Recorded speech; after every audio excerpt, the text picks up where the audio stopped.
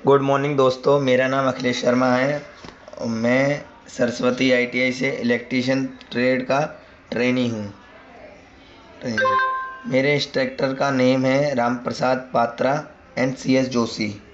तो दोस्तों, आज मैं आपको ट्रांसफार्मर के बारे में बताना चाहता हूँ। ट्रांसफार्मर एक ऐसी स्टैटिक डिवाइस है जो वैद्युत ऊर्जा को एक परिपथ से दूसरे परिपथ में स्थानांतरित करती है।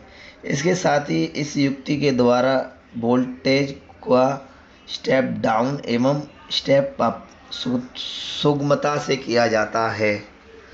ट्रांसफार्मर एक अन्योन्यता प्रेक्षण के सिद्धांत पर कार्य करता है। प्रेक्षण का अस्तित्व केवल एसी परिपथ में होता है।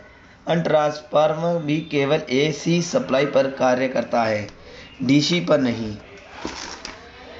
अन्यथा प्रेरण के सिद्धांत के अनुसार जब ट्रांसफार्मर की प्राइमरी वाइंडिंग में एसी सप्लाई दी जाती है तो इस वाइंडिंग के चारों ओर प्रत्यावर्ती स्वभाव वाला एक चुंबकीय क्षेत्र उत्पन्न हो जाता है। इसी चुंबकीय क्षेत्र के कारण सेकेंडरी वाइंडिंग में विवाद उत्पन्न हो जाता है, जबकि दोनों वाइंडिंग के मध्य किसी प्रकार का वैद्युत संबंध नहीं होता है। तो आज मैं मैकेनिकल एक मशीन के बारे में बताना चाहता हूँ आपको। मैकेनिकल मशीन क्या होती है? मैकेनिकल मशीन ये एक यांत्रिक इंजन शक्ति यंत्र आदि की डिजाइन करते हैं। गियर यांत्रिक इंजीनियरिंग का प्रतीक सा बन गया है। भाप टरबाइन की असेंबली यह यांत्रिक इंजीनियरिंग के संसाधनों से निर्मित यंत्र का महान उदाहरण है। तो अब मैं इलेक्ट्रिकल मशीन के बारे में बताना चाहता हूँ। इलेक्ट्रिकल मशीन क्या होती है? ये एक ऐसी युक्ति है जिसके द्वारा इलेक्ट्रिकल ऊर्जा को यांत्रिक ऊर्जा में तथा यांत्रिक ऊर्जा को इलेक्ट्रिकल ऊर्जा में बदला जाता है। या अगर भी ट्रांसफार्मर किसी ऊर्जा को दूसरी ऊर्जा में परिवर्तन नहीं करता, अर्थात यांत्रिक ऊर्जा को ना ही किसी इलेक्ट्रिकल ऊर्जा में और ना ही इलेक्ट्रिकल ऊर्जा को यांत्रिक ऊर्जा में परिवर्तित करता है, बल्कि ट्रांसफार्मर प्रत्यावर्ती धारा की वोल्टता के स्तर को बदलने का कार्य करता है। फिर भी ट्रांसफार्मर को इलेक्ट्रिकल मशीन के अंतर्गत ही रखा जाता है। इलेक्ट्रिकल मशीन के 2 पार्ट्स होते हैं, एक डीसी और एक एसी। तो आज हम सबसे पहले हम डीसी के बारे में बात करते हैं। डीसी क्या होता है? डीसी का पूरा नाम होता है अल्टरनेटिंग करंट, प्रत्यावर्ती धारा कहते हैं इसको, हिंदी में प्रत्यावर्ती धारा कहते हैं। और डीसी का फुल फॉर्म डायरेक्ट करंट होता है, इसको दृष्ट धारा कहते हैं। तो अल्टरनेट डीसी करंट, अब हम डीसी करंट की बात है।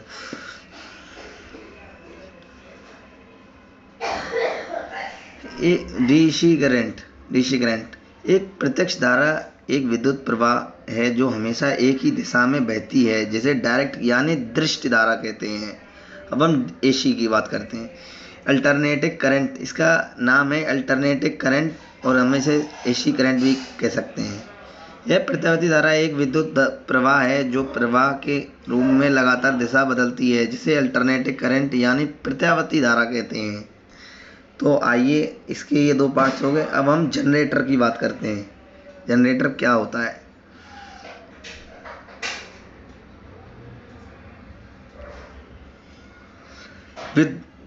जनरेटर विद्युत जनरित इलेक्ट्रिक जनरेटर है। एक ऐसी युक्ति है जो यांत्रिक ऊर्जा को विद्युत ऊर्जा में बदलने में के काम आती है। इसके लिए यह प्राय माइकल फैराडे की विद्युत चुंबकीय प्रेक्षण के सिद्धांत का प्रयोग करती है। विद्युत मोटर इसके विपरीत विद्युत ऊर्जा को यांत्रिक ऊर्जा में बदलने का कार्य करती है। अब हम विद्युत जनरेटर एक ऐसी युक्ति है जो यांत्रिक ऊर्जा को विद्युत ऊर्जा में बदलती है। ठीक है।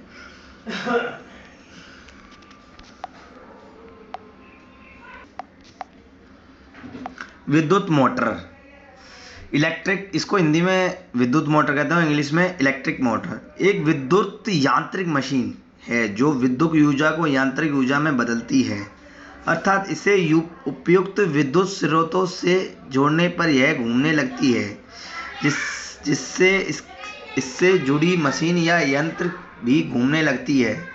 विद्युत मोटर औद्योगिक प्रगति का महत्वपूर्ण सूचक है। यह एक बड़ी सरल तथा बड़ी उपयोगी मशीन है। अब हमने अभी तक डीसी की बात करी, अब हम एसी की बात करेंगे। एसी में भी दो पार्ट्स होते हैं, इसमें जनरेटर और एक मोटर। अब हम सबसे पहले एसी जनरेटर के बारे में बात करते हैं। एसी जनरेटर ऐसे साधन जो यांत्रिक ऊर्जा को विद्युत ऊर्जा में परिवर्तित करते हैं उसे विद्युत जनरित डायनमो कहते हैं। इंग्लिश में हम इसे डायनमो कहते हैं। ये विद्युत चुम्बकीय प्रेक्षण मैग्नेटिक प्रेयर के सिद्धांत पर कार्य करते हैं। अब हम मोटर के बारे में बात कर सकते हैं। मतलब एसी मोटर जो अल्टरनेटिंग करंट मतलब एसी करंट से चलती है, जबकि DC motor direct current DC current से चलती है। एसी मोटर और डीसी मोटर में दूसरा मुख्य अंतर ब्रश को लेकर होता है। AC motor does not have and brush and okay. अब मोटर में भी एक पार्ट्स होता है जिसको हम कहते हैं ट्रांसफॉर्मर। ट्रांसफॉर्मर में दो वाइंडिंग होती है, एक प्राइमरी और एक सेकेंडरी। इस प्राइमरी और सेकेंडरी वाइंडिंग होती है, ठीक है।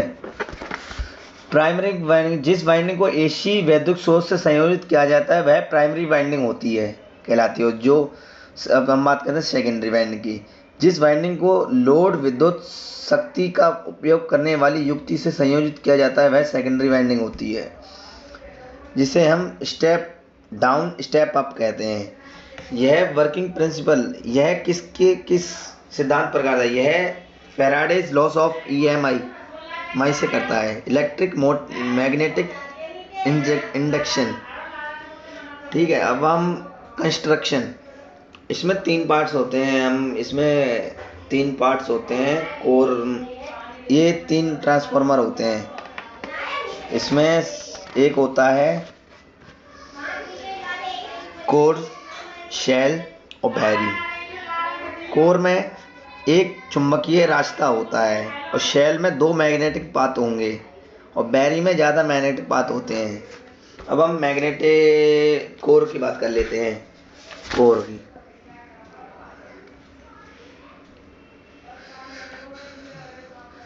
कोर प्रकार का ट्रांसफार्मर, इस प्रकार के ट्रांसफार्मर में यू आई व एल आकृति के स्टैंपिंग्स के दो सेट प्रयोग करके आयताकार कोर तैयार की जाती है। कोर प्रकार के ट्रांसफार्मर को चित्र में दर्शाया गया जाता है, यह इस प्रकार है। अब हम शेल की बात करते हैं। शेल प्रकार का ट्रांसफार्मर, इस प्रकार के ट्रांसफार्मर में ई आई एम व टी यू आकृति की स्टैंपिंग प्रयोग करके दोहरी आयताकार कोर तैयार की जाती है। इस कोर की मध्य भुजा पर प्राइमरी वाइंडिंग तथा उसके ऊपर सेकेंडरी वाइंडिंग स्थापित की जाती है। अब हम तीसरी ट्रांसफार्मर की बात करते हैं जिसका नाम है बैरी ट्रांसफार्मर। इस प्रकार के ट्रांसफार्मर में एक विशेष प्रकार की कोर प्रयोग की जाती है जो बैरी आकार की कोर कहलाती है, जैसा कि चित्र में दर्शाया गया है। इसमें कई आयताकार फ्रेम इस प्रकार लगाए जाते हैं कि सभी फ्रेमों की एक भुजा मुख्य कोर के मध्य भाग से गुजरे। मुख्य कोर प्राइमरी वाइंडिंग तथा उसके ऊपर